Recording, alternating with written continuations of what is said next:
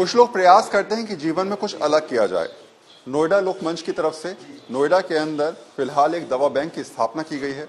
ये उन गरीबों की मदद की जाएगी इनके जरिए जो लोग दवा खरीदने में सक्षम नहीं है, जो लोग कोशिश करते हैं कि शायद उनका इलाज हो पाए बेहतर तरीके से, लेकिन दवा के पैसे ना हो पाने के कारण इलाज नहीं हो पाता।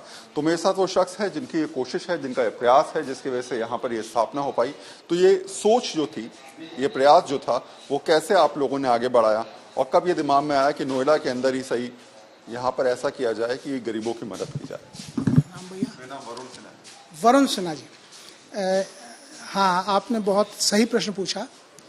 दरअसल इस पर पिछले करीब 60-65 दिन से हम लोग काम कर रहे हैं। लोकमंच सामाजिक संस्था ऑलरेडी एक डिस्ट्रिक्ट पब्लिक लाइब्रेरी चला रही है और एक क्रिमेशन ग्राउंड यहाँ की व्यवस्था देख रही है। ये सब पीपुल्स पार्टिसिपेशन है। संपत्ति नोएडा अथॉरिटी की है। उन्होंने हम पे भरोसा किया, हमें दिया। वहाँ के रोजमर्रे के खर्चे और वहाँ की सारी मैनेजमेंट के खर्चे हमारे हैं। उन्होंने इंफ्रास्ट्रक्चर दिया है और वहाँ कोई जरूरत हो उसको वो आवश्यकता के अनुसार सिर्फ मेंटेनेंस और वहाँ के जरूरी उपकरणों को खरीदने में सहयोग देते हैं। तो ये क्या पहली बार आप लोगों ने शुरुआत करी है? इससे पहले भी कहीं और ज्यादा आपका प्रयास चल रहा था कहीं? नहीं, नोएडा लोकमंच नाम ही ऐसा रखा गया है, सिर्फ नोएडा के लिए सामाजिक संस्था। आगे भविष्य को लेकर क्या प्लानिंग है? सिर्फ यही कि नोएडा के सर्वांगीण विकास के लिए हम सब लोग मिलकर के क्या कर सकते हैं। पिछले 24 साल के सफर में शुरुआती दौर में कुछ लोगों से शुरू हुआ सफर आज कम से कम 100-125 तो हमारे पास प्रोफेशनल्स वो लोग हैं जो ऑनरेरियम पेड हैं। ऑनरेरियम पे विशेष मैं कहूँगा कि नाम मात्र का वेतन, उनकी जरूरत बस पूरी हो जाए, उनका योग्यता अनुसार हम नहीं दे पाते हैं, एक एनजीओ।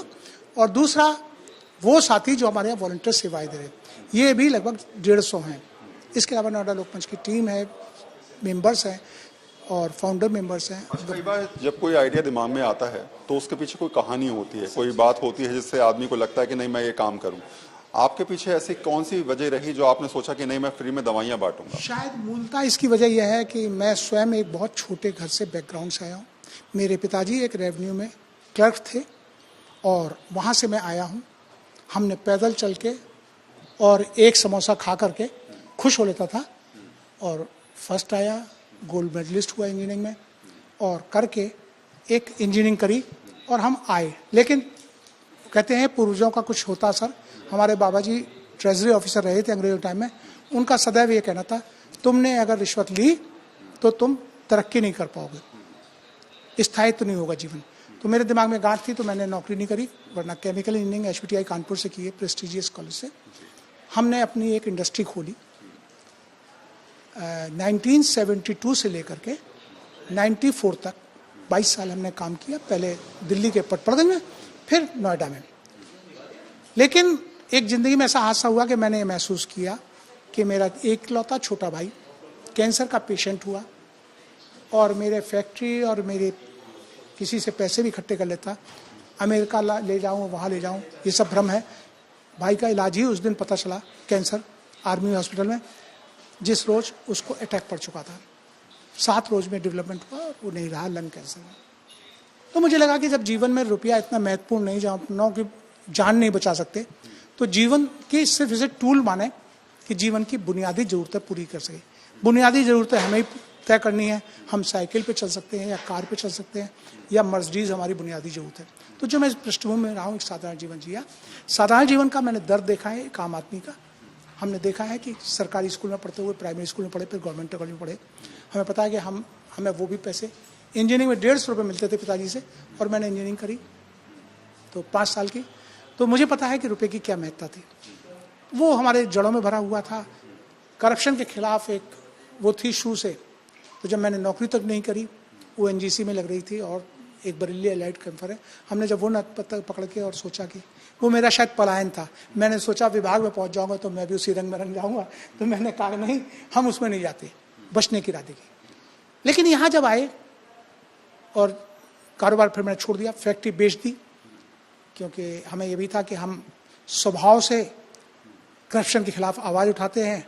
किसी अथॉरिटी के दिमाग में खटक गए तो वो मेरी फैक्ट्री पे कोई ना कोई कमान निकाल के बुलडोजर चलवा देगा या निरस्त कर देगा, तो मेरे घर का वो भी आजीविका का कारण तो है।